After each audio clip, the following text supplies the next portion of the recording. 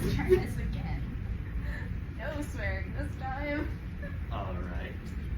What is the title and the author? Children of Time, Children of Ruin, and Children of Memory by Adrian Chabosky. I probably butchered that. I'm sure it's fine. Now give me a brief summary of your novel of I want 4, 3 of which are each single book, and the 4th to be over all of the books. I apologize to Hibbert first. Hi. Okay, so book 1 is Children of Time. No, seriously. So you're seeing the rise and the fall of 2 civilizations. So you're seeing the rise of the spiders and the fall of humans. This is the earliest point in time that you're going to see. But we see like back to when Earth was still intact. Dr. Ivana Kern, she's kind of the spearhead of all of this, right? Okay. So she's going to send monkeys down on this planet to have this virus that makes them evolve, makes them smarter. She wants to make some humans from there. Well, she messes that up. She gets betrayed. Well, her monkeys still get sent down, but they don't get sent down correctly. They don't survive the fall. But what eats dead things? Fungus. Bugs, spiders, ants, all of that start eat these creatures and they get the virus. Jumping spiders, the portrait spiders, they seem to take the virus and they run with it. Right off the bat, they are doing great. They start working in it, they start talking, they start religion, they start World War II, the plague, all the events through the history.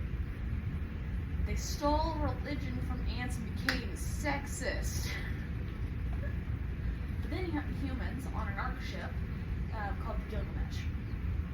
They have shot off from Earth about 2,000 to 3,000 years from when we start to see the effects of the virus in spiders.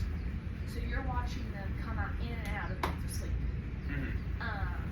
They go through a time where some of them get woken up and they start breathing, and you have savages on the ships. You have the people who are sleeping kill these savages because they're so inbred. It's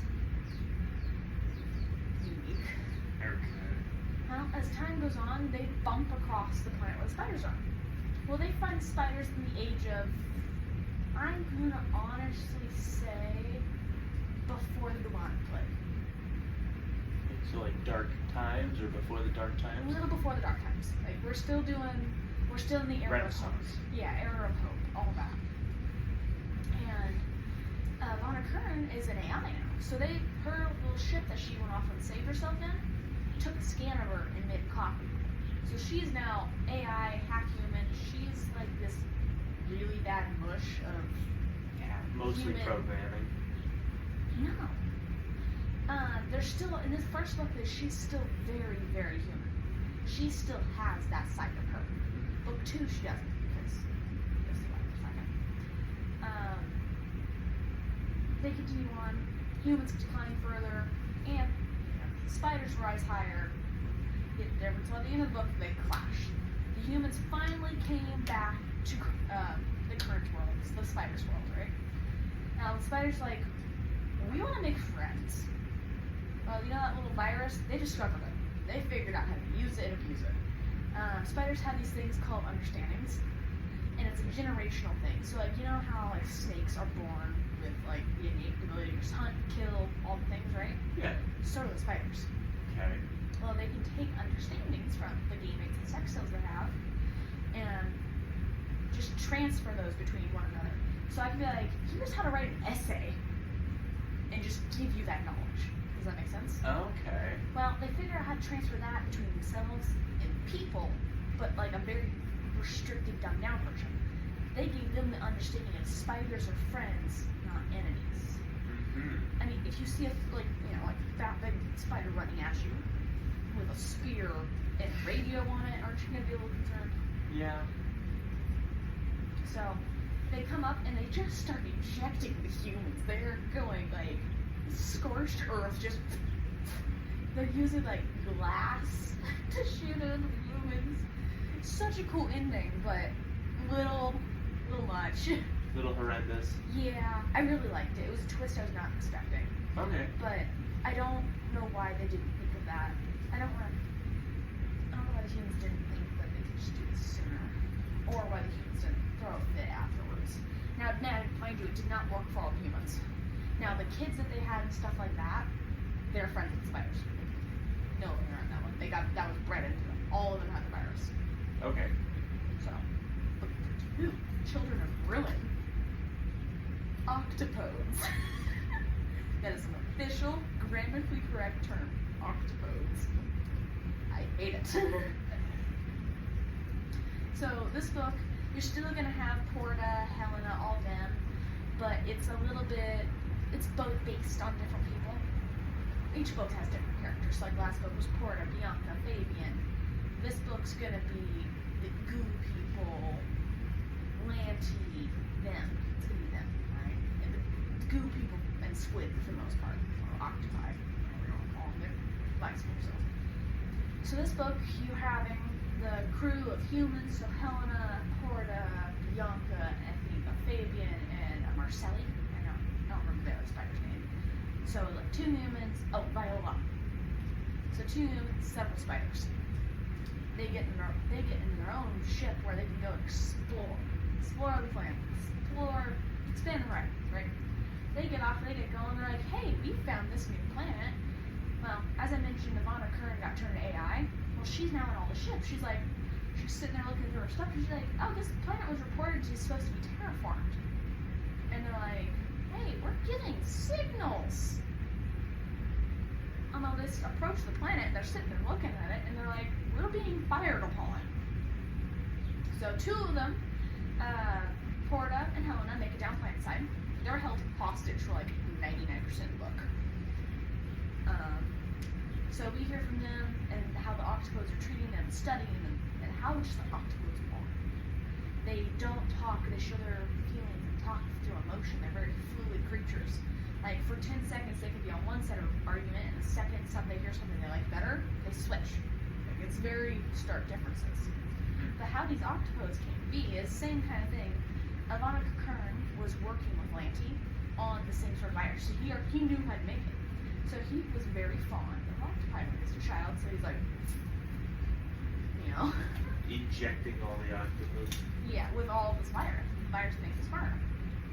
Well, he kept them as pets for a while. He gave them video games to play, and they broke into the mainframe of their ship. Mind you, we're talking about 2 planets here, Nod and Damascus. Damascus is where the octopodes live, and Nod's where the people live. They've decided not to terraform Nod because there's actual alien life on it. There is ethics here. This is an actual ecosystem that we don't want to touch. We don't want to do what we did to Earth here. So they're like, for research and ethical reasons, we will only study this planet. Now they turn to Damascus, one of its moons, and it was like, planet. So they start the terraforming process. They don't get that far. It's literally just a water world. They melted the ice, and that's it. And they added oxygen. They did not get any further. Well, they start exploring down on Nod's planet side and learning about the population. Well, one of the crew members gets stung by this turtle-looking thing. It's not well described in the book. I think I might have nightmares about it, but yeah, this was disturbing. Okay. Alien style, injected with a goo. The goo overtakes his body. He goes on a rampage. Everybody is now goo. Goo person. Goo person will come back here in a minute. So, Lanty's like, alright, octopus, down to the earth, go. And he just, t-shirt cannons down, right? Okay. He steals him off, and he starts running from the goo person, because he's the last human. Well, he gets got in the end, and the goo person now thinks of themselves as Lanty. Well, a couple thousand years later, the octopodes are like, hell yeah, we can do space stuff now. So they start exploring the world around them. Well, one of the ships Lanty was on with the goo person, or part of a goo, landed on their planet. Well, genetically, because of what Lanty had done to them before they released him, was to never come to Nod or the ship ever into their DNA. This was an automatic red flag, danger sign, you're going to die if you get within 20 yards, kind of thing. the octopi ignored that after a few hundred years, released the goo person on their planet. It started rampaging, As aliens would do. yeah. Well, now octopus are in space, Okay. living in giant fish tanks because they need water. Okay. That's when Porter and all of them come flying and like, hi! And they're like, no, die. So they start uncovering the mystery of this, and Ivana Kern's like, I know this. This is this. I've touched it before. Yeah. She's like, this is okay. They go in, they fix relationships, people die. In the end, the goo people are now sentient people that have like their own race. I think they're called the Nodians. Kim didn't correct me when I called them goo people, so. Okay. Well, Nodians take hanging out the spiders and the octopodes, and they start forming crews and like starflight crews to further into the universe.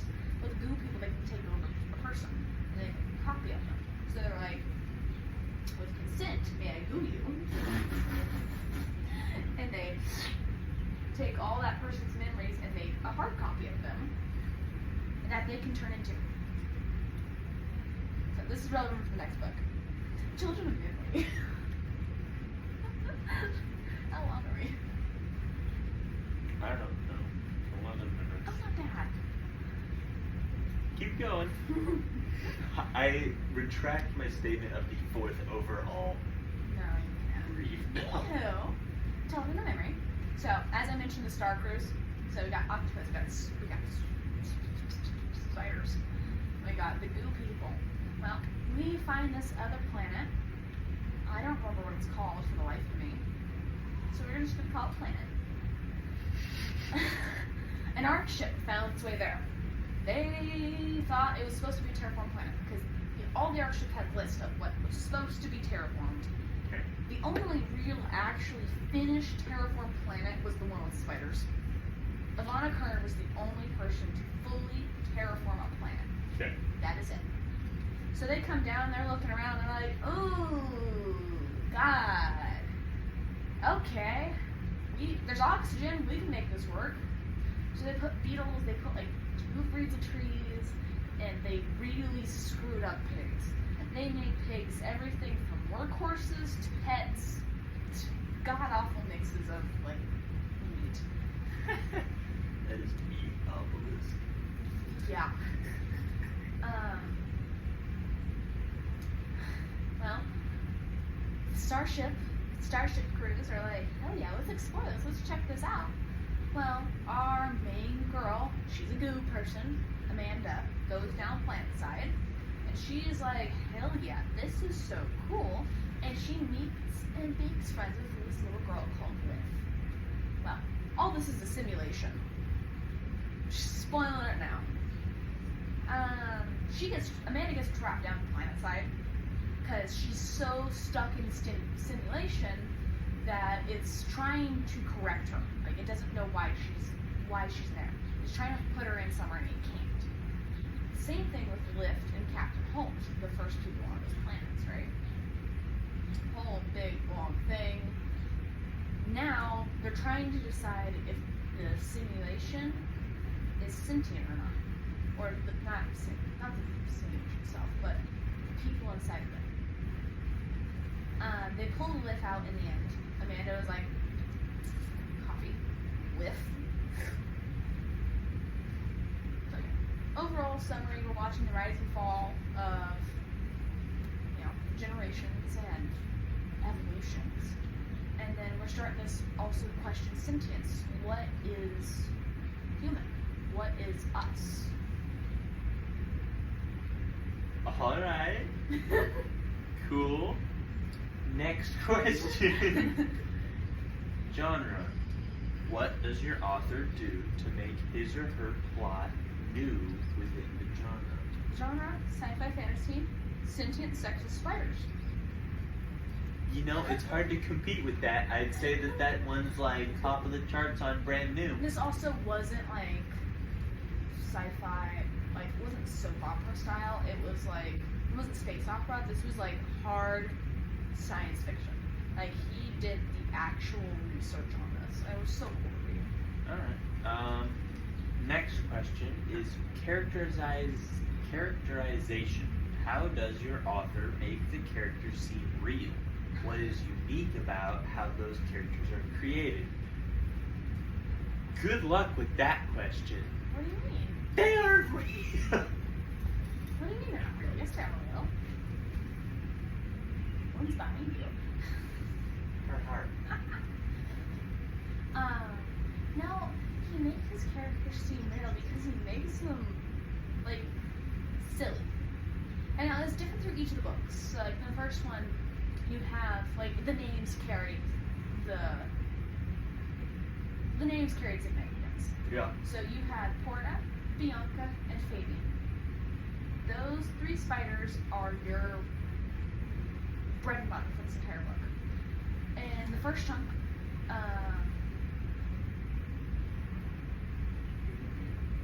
not Fabian, Porta was leader.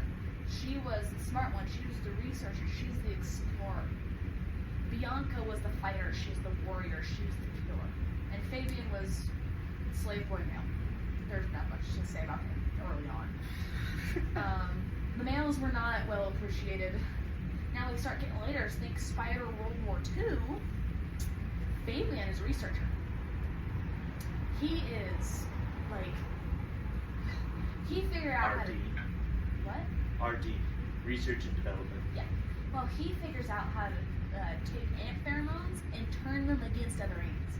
Like, turn the tides of war with a single ant pheromone. Huh. Yeah. And Porta is a priestess in this one. Like, their names are what carries the significance. But there's definite similarities. But also, it's also how they, like, know, they can feel their past. Like, they have memories of their history even though they've never lived it. And a theme that was talked about a lot was standing on the backs of giants. Like, that was a very large portion of this book was that the path has been built before me, I just have to add to it. Yeah. Like, Next question. Settings. How does your author build his or her world? Remember, even the novels set in our world exist within a created world. okay, so this is kind of a bit of an odd one, but it's more based on the species. So, like spiders, they live in webs. They are very flowy. They're flowy. They like heights. They like, you know how a spider web looks. Yeah. They like Dreamy. that. They like the skip. Brief intermission. Okay. So we were talking about setting. Yes. We were talking about the squids. Squids, yes, the octopi. They liked fish tanks. Like, it was God honest fish tanks. They had just water and then tubes where they just like little bulbous fish tanks where they just and they just slither in there and be like, what's up? Very cool. All right. Next question is dialogue. How does your author distinguish characters' voices in his or her story? For song and dance. Song and dance, huh? Yeah. Well, I mean, with the spiders, they'd be like, tap, tap, tap, tap, tap, tap, tap. And octopi, there's like green. Like, it was that. I mean, you could tell.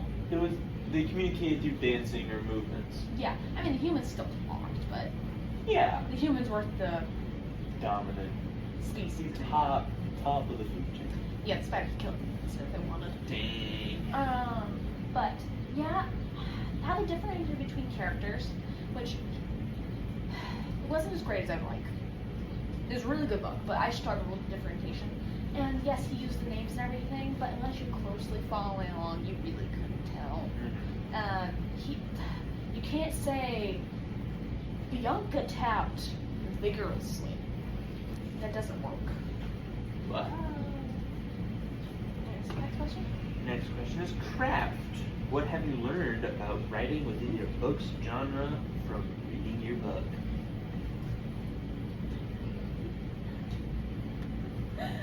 Oh God.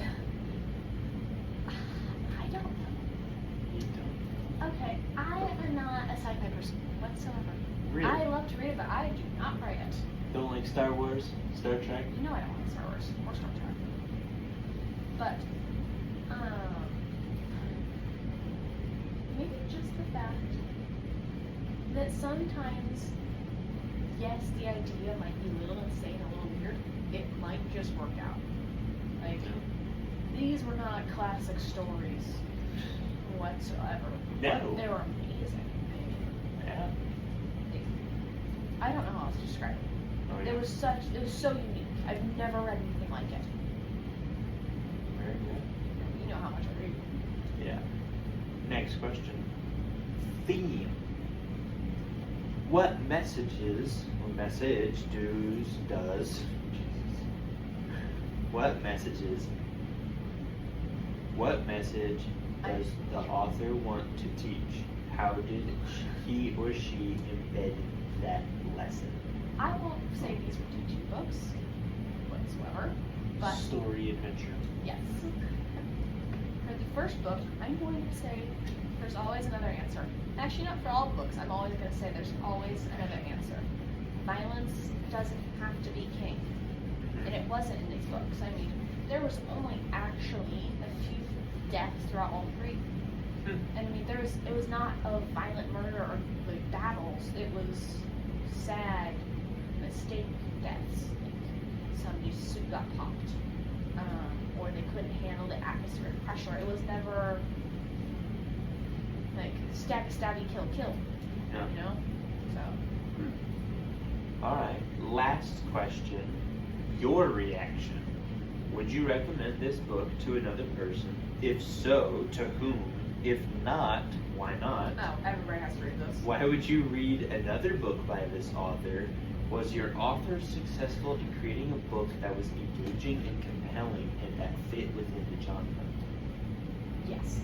Yes. I would suggest this to anybody, and it's purely because it was just so different. And you're never gonna find anything like it. I don't know what else to tell you.